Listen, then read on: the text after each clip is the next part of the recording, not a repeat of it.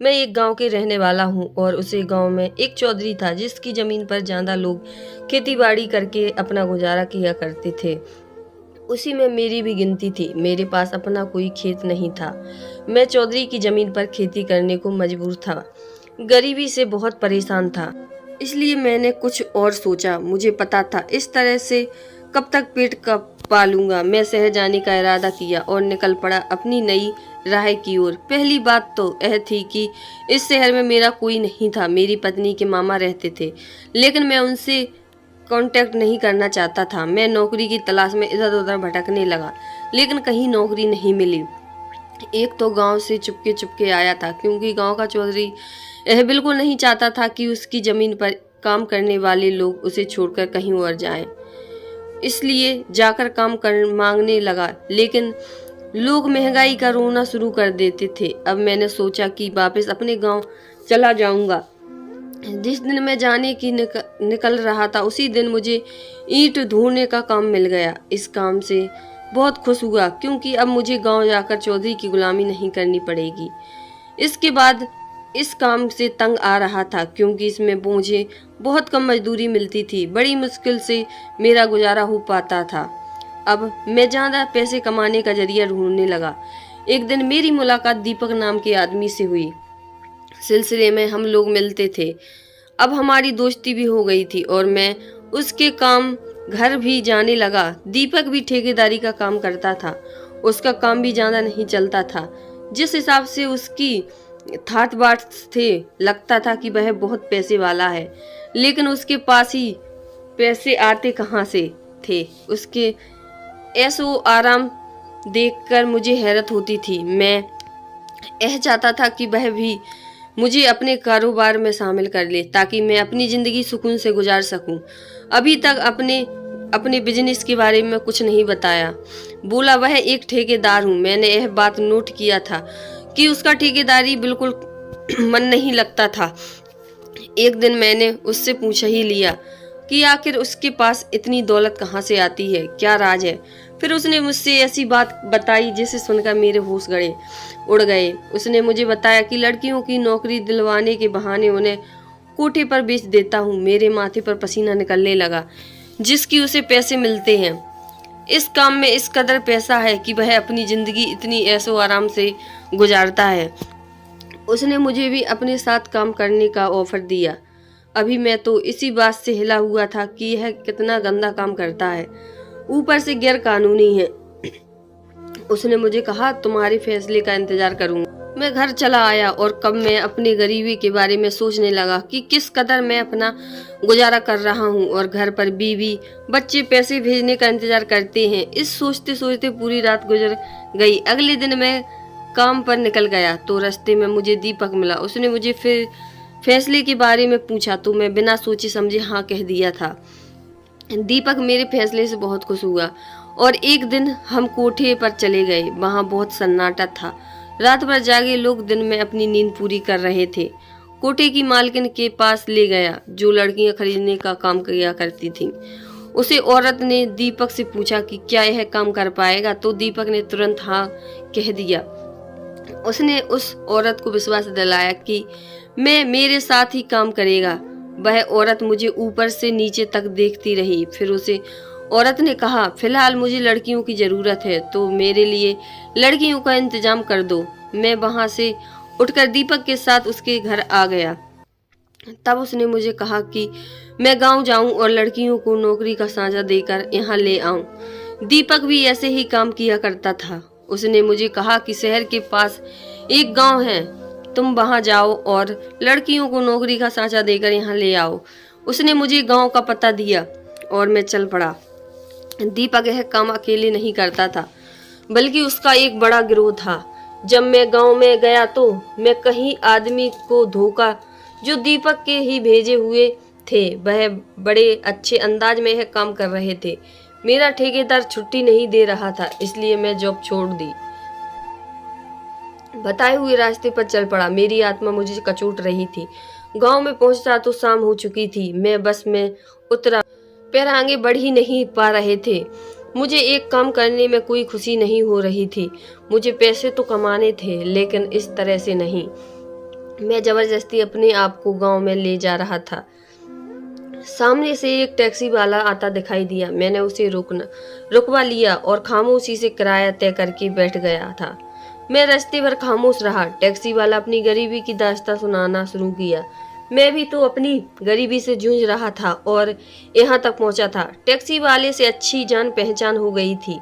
उसने मुझे अपना मेहमान बनाने का ऑफर दिया, क्योंकि शहर से आने वाले लोगों का सहारा चाहिए होता।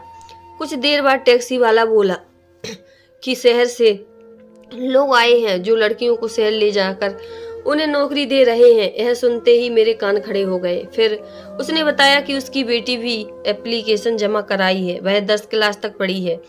यह बताते हुए उसे अपनी बेटी पर गौरव महसूस हो रहा था और मुझे शर्म आ रही थी। मैं उससे नजरें नहीं मिला पा रहा था, क्योंकि अब तक मैं यह जान ही गया था कि नौकरी का बोलकर लोग जिसे यह गांव वाले अच्छा इंसान समझते हैं, वह लोग इन्हें ले जाकर कोठे पर बेच देते हैं।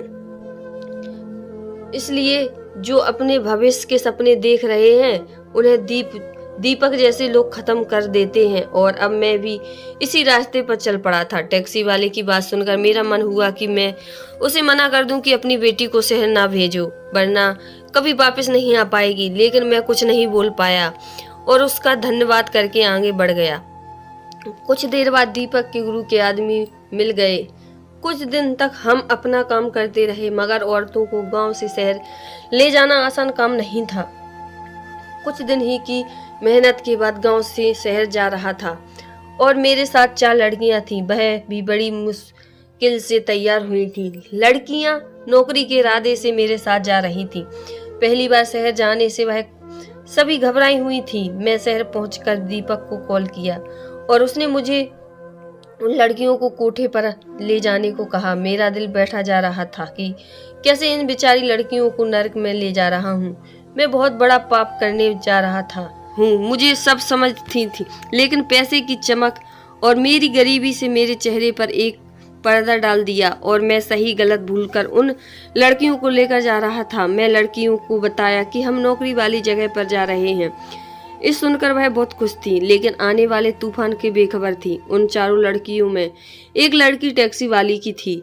मैं उन्हें लेकर कोठे पर पहुंचा तो रात का समय था, लेकिन कोठी पर रात में भी दिन नजर आ रहा था। कोठे पर पहुंचकर सभी लड़के एक दूसरे को देख रही थीं, लेकिन कुछ बोल नहीं रही थी। कोठे को चारों तरफ देखती जा रही थी। ना वह सभी ग्राहकों की नजर उन लड़कियों पर पड़ी, बोले अपनी आकर्षित कर रही थी।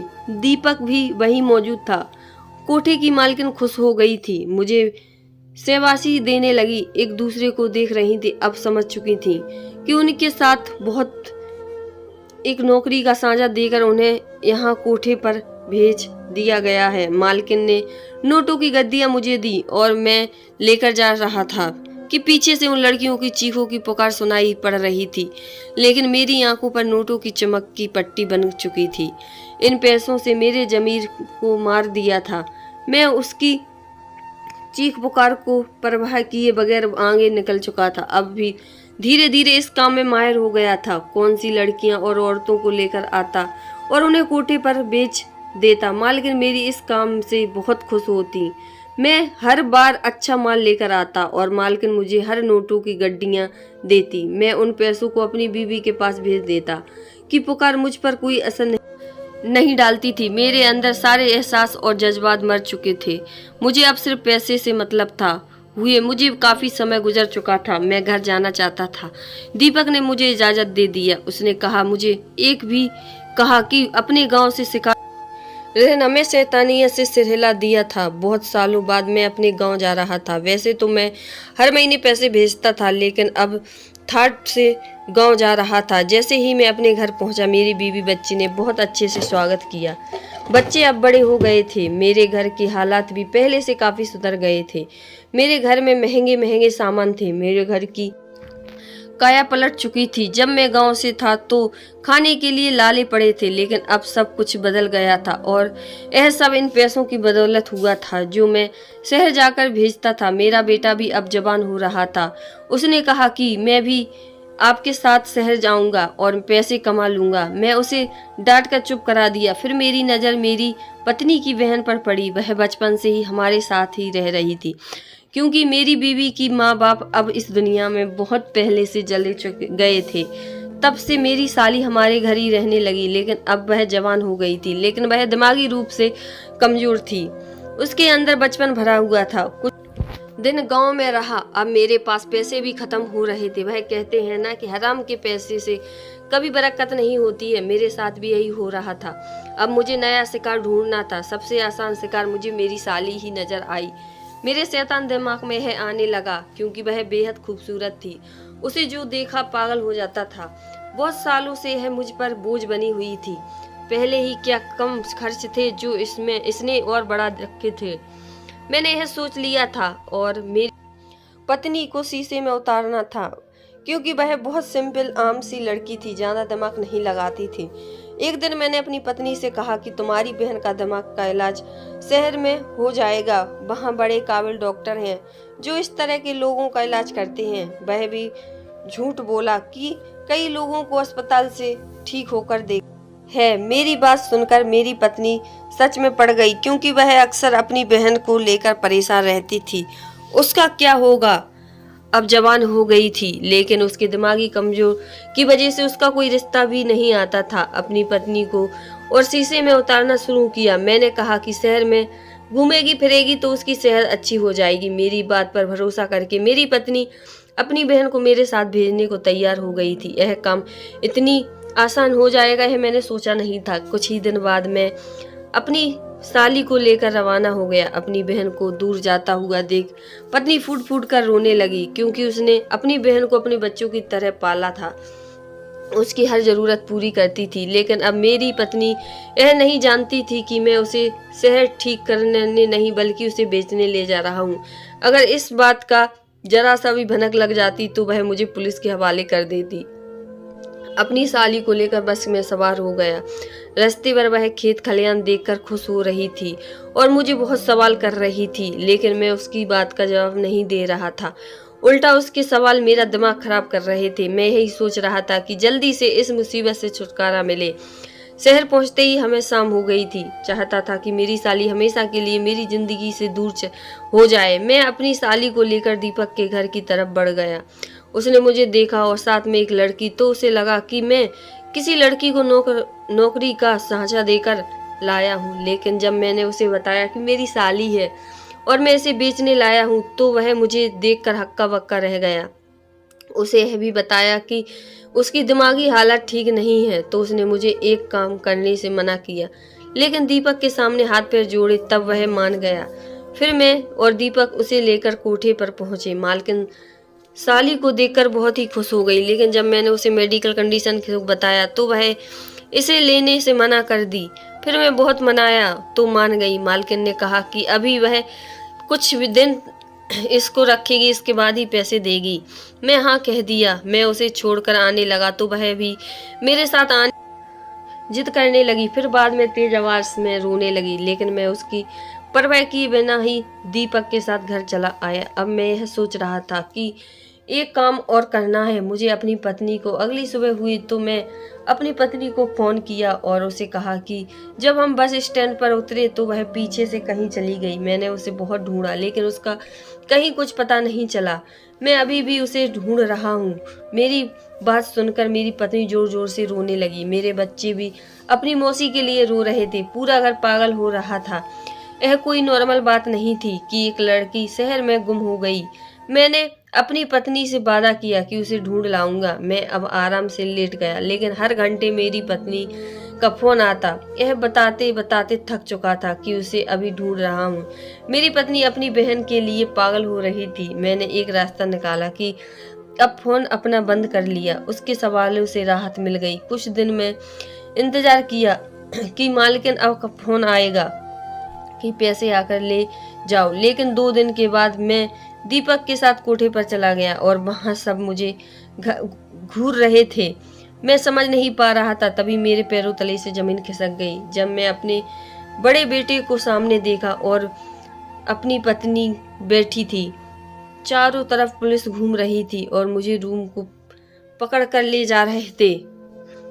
मालकिन का भी कहीं कुछ पता नहीं चल रहा था। शायद वह भी पुलिस के हाथ आ गई थी। मुझे नफरत से देख रहे थे और यह सब हो पाया मेरी पत्नी के मामा के वजह से, जो एक वकील है। जब मैं फोन पर बताया था तभी मेरी पत्नी नहीं यह बात अपने मामा को बता दी थी और उन्होंने मेरी पत्नी को यहाँ बुला लिया था। 2 दिन में अपनी पत्नी को फोन नहीं उठाया, बंद कर दिया था। अगर मैं उससे बात करता तो मुझे आज यह शर्मिंदगी नहीं उठानी पड़ती। मेरी साली भी अपनी बहन के साथ बैठी थी और मुझे गुस्से से देख रही थी।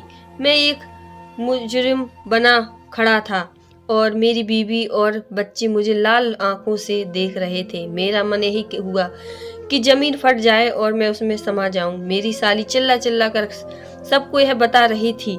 मैं ही उसे यहाँ छोड़कर गया था। मेरी पत्नी के मामा ने मुझे एक जोड़ का थप्पड़ मारा। कोठे की मालकिन पुलिस के पहले ही सब कुछ बता दी चुकी थी।